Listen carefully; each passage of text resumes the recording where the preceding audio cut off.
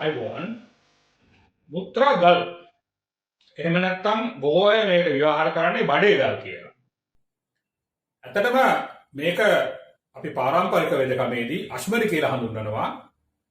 මේ මහා රෝගයක් වාත ව්‍යාධි අශ්මරි කුෂ්ඨ මේහෝදර බගන්දරා අර්ශාංශි ග්‍රහණ ශේෂ්ඨව මහා රෝග තුදුස්තරා කියලා මහා රෝග ගැන සඳහන් කරනකොට මේ අශ්මරි මහා රෝගයක් විදිහට තමයි සලකන්නේ.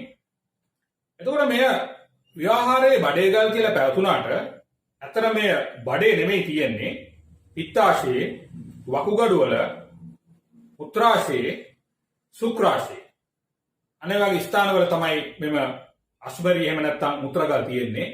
මෙහිදී මුත්‍රාශයේ තියෙන මුත්‍රාගල් තමයි ප්‍රධාන වශයෙන්ම බහුලව දක්නට ලැබෙන්නේ. පිත්තාශයේ පිත්ගලුත් ඇති වෙන්න යම් යම් කාරණා හේතු වෙනවා. මේ මුත්‍රාශයේ තියෙන මුත්‍රාගල් මුත්‍රයේ ඇති මිහිකාම්ල එකතු වීමෙන් රැස්වීමෙන් ඇති වෙනවා මෙය නූතනයේ යුරික් ඇසිඩ් ෆොස්ෆේට් ඔක්සලේට් ආදී පදාර්ථයන්ගේ බැඳීමෙන් ඇති වෙනවා කියලා තමයි සඳහන් වෙන්නේ. එතකොට පිත්තාශයේ තියෙන පිත් වතුර වල යම්කිසි දූෂිත තත්වයක් හින්දා පිත්ගල් ඇතිවීමේ ප්‍රවණතාවයක් දක්නට ලැබෙනවා.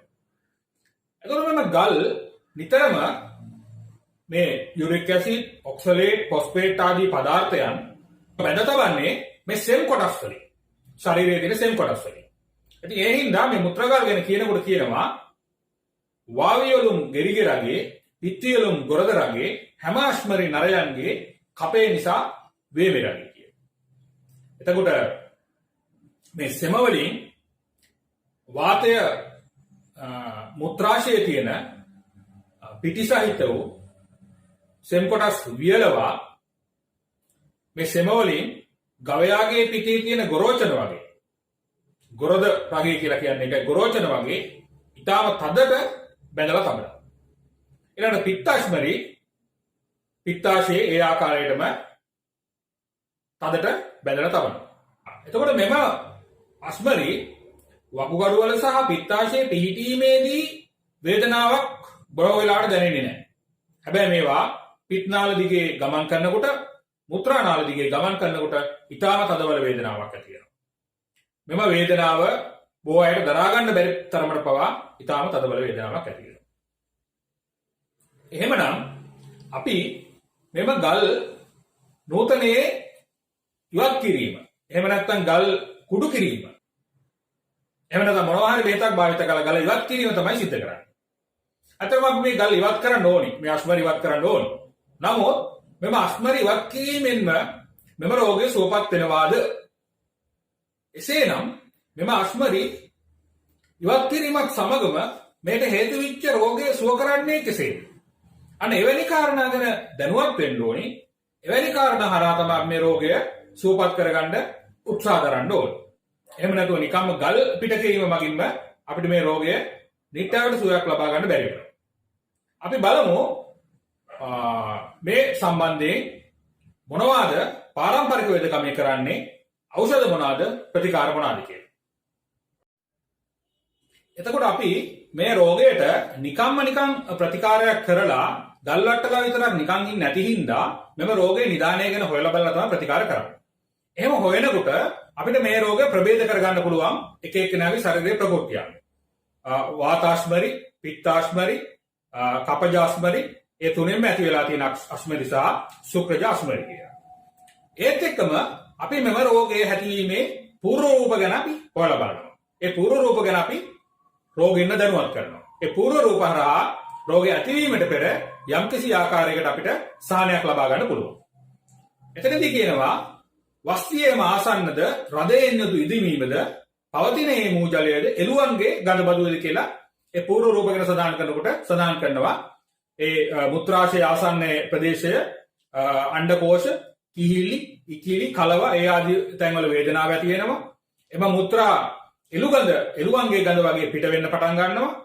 ඒත් එක්කම මේකේ ලක්ෂණ ගැන සඳහන් කරනකොට මුත්‍රා කිච්චයත් සමගින් අරුචිත් උණ ඈ රෝගයෙන් මෙලකුණු පළමුව පෙනෙමින් අශ්මරි උපදී දැනගන්න කියලා සඳහන් කරනවා. ඒ කියන්නේ මුත්‍රා පිට කිරීමේ අපහසුතාවයත් එක්ක අරුචිය උණ ආදී රෝග ලක්ෂණ මුත්‍රා අශ්මරි අවස්ථාවේදී පෙන්වනවා. එතකොට අපි මෙම මුත්‍රා අශ්මරි සුවපත් කිරීමේදී මෙම රෝග ලක්ෂණ ගැන සැලකිලිනවත් සමගම මෙම අශ්මරි සඳහා සුසුදු ආහාර පාන මෙම ගල් දියවෙන ආහාර පාන මොනවද කියන එකත් සඳහන් කරනවා. හැබැයි මේට ප්‍රතිකාරයක් එහෙම නැත්නම් මෙහි ප්‍රධාන රෝගයට නිධානයට ප්‍රතිකාරයක් නොගන ආහාර පාන වලින් පමණක්ම මෙම ගල් බැහැර කරන්න බෑ. බැහැර වුණත් නැවත නැවත ඇති වෙනවා. එතකොට මේ ගල් බැහැර කිරීමත් සමගම මෙහි ප්‍රධාන රෝගයටත් අනිවාර්යයෙන්ම ප්‍රතිකාර කරන්න ඕනේ. දැන් ශල්‍ය කර්මවලදී ගල් බැහැර කිරීමේදී නැවත වතාවක් ගල් ඇති වෙනවා. දැන් මගේ ප්‍රතිකාර ගත්ත බොහෝ රෝගීන් බොහෝ වේලාවට මම ශල්‍ය කර්මකින් බැහැර කරපුවා. දැන් ශල්‍ය කර්මයකින් ගල කුඩු කරලා එහෙම නැත්නම් ඖෂධයක් වදා ගල කුඩු කර බැහැර කරාට ඒ අශ්මරි කුඩු වීමෙන් හැදෙන සිකතා කියන ඊටාම් සියුම් වැලිකඩ වගේ ඒ ගල් වල යම් කිසි කොටස් ඒ ස්ථානවල රැඳෙනවා. ඒ ඉන්දියාව තුළ රැඳෙනවා. මුත්‍රාශයේ වක්ගඩු වල රැඳෙනවා. එතකොට අපි නියමාකාරයට ගලෙහි ඇති සෙම් කොටස් ගල බැඳීමල ලක් කරන උකු සෙම් කොටස් දිය කරලා ඉවරලා එම ගලේ බැඳීම අයින් කරලා ගල මුත්‍රාශය හරහා බැහැර කරනකොට අර සිකතා එහෙම නැත්නම් කුඩා අශ්මරි කොටස් ඉතුරු වීමක් වෙන්නේ නැහැ. එම කුඩා අශ්මරි කොටස් ඉතුරු වීමේදී නැවත වතාවක් මොකද ගල කුඩු කිරීම මගින් ප්‍රධාන රෝගයට ප්‍රතිකාරයක් වෙන්නේ නැහැ. ඒ හින්දා නැවත වතාවක් අර අශ්මරි වටේ අර ප්‍රධාන රෝගයන්ගේ තියෙන හින්දා නැවත වතාවක් අර ස්පටික බැඳීමේ ප්‍රවණතාවය දක්න ලැබෙන. ඒ හින්දා නැවත නැවත ගල් ඇති වෙනවා. එහෙමනම් අපි මේට මූලික රෝගයට ප්‍රතිකාර කරනවා. ඊට ගල බැහැර වීමට ප්‍රතිකාර කරනවා. ඒ සමගම ගල සඳහා මුත්‍රා ගල් සඳහා පිත්තාශයේ තියෙන ගල් සඳහා නුසුදුසු ආහාර පාන මොනවා සහ මෙම ගල් ශරීරයෙන් බැහැර කිරීමට මෙම ගල් වල ශක්තිය නැති කිරීමට සුදුසු ආහාර පාන මොනවාද කියලා ඒවත් අපි සඳහන් කරනවා. ඒ ආකාරයේ ප්‍රතිකාර පන්තියක් භාවිතා කරොත් අපිට මෙම රෝගේ නිට්ටාවක් දකින්න පුළුවන්. එහෙම නැතුව ගල් ඉවත් කර පමණින් මෙම රෝගය කවදාකවත් සුවපත් වෙන්නේ නැහැ. ඒත් එක්කම මෙම රෝගයේ තියෙන වේදනාව අපේ ප්‍රතිකාර පටන් ගැනීමත් සමගම ටික ටික සුවපත් වෙලා යනවා. ඊට අමතරව බොහෝ වෙලාවට මෙම මුත්‍රාගල් ඇති වෙන්න ප්‍රධාන වශයෙන් හේතු වෙන්නේ ආහාරයේ තියෙන නොයෙක් ඛනිජ පදාර්ථ, කැල්සියම් පදාර්ථ හරියට ජීර්ණය නොවේ. ඒ සමගම මුත්‍රාවල තියෙන යම් කිසි අපිරිසුදුතාවය. එතකොට මුත්‍රාවල තියෙන අපිරිසුදු ගැන කතා කරනකොට යම් කිසි ආකාරයක රක්තයේ අපිරිසුදු වීමත් මෙම මුත්‍රාවල අපිරිසුදු වීමට බලපානවා. එතකොට මෙම මුත්‍රාශය හරහා පිට වෙන මුත්‍රාවල තියෙන අපිරිසුදුතාවය බැහැර කරන්න නැවත ගල් හැදීමේ ප්‍රවණතාවය සම්පූර්ණයෙන්ම නැති වෙනවා. ඒත් එක්කම මෙම මුත්‍රා ගල් සමග ඇති වෙන වෙනත් රෝගාබාධ දැන් විශේෂයෙන්ම ආහාරයේ තියෙන ඛනිජ පදාර්ථ, කැල්සියම් පදාර්ථ වැනි දේවල් ජීර්ණය නොවීම නිසා මුත්‍රාගල් ඇති වෙනවා නම් ඔහුට අජීර්ණය පැත්තේ යම් කිසි රෝගයක් තියෙනවනේ. එහෙනම් අපි අජීර්ණය අනිවාර්යයෙන්ම සුව කරන්න ඕනේ. අජීර්ණයේ හේතු වෙන යම් කිසි අම්ල පිත්තය, උදරාබාධ, අජීර්ණාබාධ, ආම වාතය අන්න එවැනි රෝග තත්ත්වයන් තියෙන අපි ඒවත් සුව කරන්න ඕනේ. එතකොට මුත්‍රා පිරිසුදු කිරීම, රක්ත ශෝධනය, ඒත් එක්කම තියෙන ශරීරයේ වෙනත් රෝග සුවපත් කිරීම සහ මුත්‍රාගල් වලට හේතු වෙන රෝග නිදානය බැහැර කිරීම. අවසානයේ මුත්‍රාගල බැහැර කිරීම. අන්න එවැනි ප්‍රතිකාර පද්ධතියක් හරහා අපිට මෙම රෝගය නියම ආකාරයට ශරීරයෙන් එළියටම දාන්න පුළුවන්, බැහැර කරන්න පුළුවන්. එහෙම නැතුව ශනික ප්‍රතිකාර හරහා తాවකාලික සුවයක් ලැබුණාට දිගින් දිගටම ඒකට නිසි සුවය ගන්න බෑ. ඒත් එක්කම මුත්‍රාගල් සමග ඇති වෙන වෙනත් වකුගඩු ආසාදන, විශේෂයෙන් වකුගඩු ඉදිමෙනවා. සමහර අයගේ වකුගඩු හැකිලෙනවා. ඒත් සමගම වකුගඩු වලින් ක්‍රියැටිනින් වැඩිපුර පිට වෙනවා. යූරියා වැඩිපුර පිට වෙනවා. ප්‍රෝටීන් පිට වෙනවා. පිස්ටේ පිට වෙනවා. ඒ ආදි වශයෙන් වකුගඩු හරහා ඇති වෙන වෙනත් රෝගත් 100%ක්ම අපේ ප්‍රතිකාර පන්තියක් සමගම නිවැරදි ආකාරයට සුවපත් භාවයට පත් වෙනවා. අපේ වාර්තා තියෙනවා. මේ වාර්තා වුණ දැක්වෙනවා. මුලින්ම මුත්‍රාගල තියෙනවා. එතකොට වග්ගඩුවේ ඉදීමකට ලක් වෙලා තියෙනවා. අපි ප්‍රතිකාර කරගෙන ගියාට පස්සේ මුත්‍රාගල නැහැ කියලා No calculi කියලා සඳහන් වෙනවා. වග්ගඩුව සාමාන්‍ය තත්ත්වයටපත් වෙලා කියලා සඳහන් වෙනවා. ඒ වගේ වාර්තා කීපයක් අපි ළඟ තියෙනවා.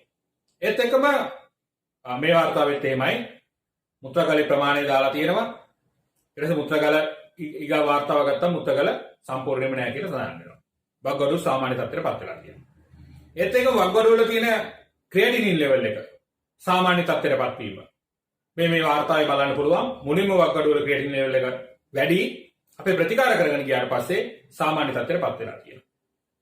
ඒ සමගම මේවට ප්‍රතිකාර කරනකොට ප්‍රෙෂර්, කොලෙස්ටරෝල් ආදී වෙනත් අතුරු ආබාධ සම්පූර්ණයෙන්ම බැහැර වෙලා සාමාන්‍ය තත්ත්වයටපත් වෙනවා. ඒකට හේතුව තමයි රෝග නිදානයට ප්‍රතිකාර කරන ගමන් අපි ප්‍රතිකාර පන්තියක් ඔස්සේ අනිත් ඒවාට ප්‍රතිකාර එදී. මේ සමූහයක් ශරීරයේ එක ස්ථානයක රෝගයක් ඇති වුණාට එම රෝගයේ තියෙන බලපෑම තවත් ස්ථානවල බලපානවා. තවත් රෝගවල උදව්වක්, තවත් අතුරු ආබාධවල උදව්වක් මෙම ප්‍රධාන රෝගයේ දිගටම රැඳී පවතින්න හේතු වෙනවා. එහෙමනම් අපි එම අතුරු ආබාධ සමගම එම වෙනත් රෝගයක් සමගම මෙම රෝගය සුවපත් කිරීමෙන් මෙය සදාටම නැවත ඇතිවීම වළක්වන්න පුළුවන්. ඒ වගේ ප්‍රතිඵල අපි ළඟ තියෙනවා, අත්දැකීම් අපි ළඟ තියෙනවා, ඒ ආකාරයට සුවපත් කරලා තියෙනවා. එහෙමනම් අපි මුත්‍රාගල් සනීප කරනකොට නිකම්ම සැත්කමකින් මුත්‍රාගල ඉවත් කිරීම හෝ මුත්‍රාගල වැටෙන බෙහෙතක් භාවිතා කිරීමෙන් හෝ ඒ නැවත නැවත ඇති වෙන්න පුළුවන්. අපි රෝග නිදානයේ ප්‍රතිකාර කරොත් ඒට සම්බන්ධ රෝග ශරීරයෙන් බැහැර කරොත් අපිට මෙය නිතරම සුවපත් කරගන්න පුළුවන්. ඒ ආකාරයට මුත්‍රාගල් සුවපත් කිරීම ගැන දැනුවත් වෙන්න සුවපත් කරගන්න. අයිබෝන්. තවත් මෙවැනි වටිනා වෛද්‍ය වැඩසටහන් බැලීමට දැන් සබ්ස්ක්‍රයිබ් කරන්න.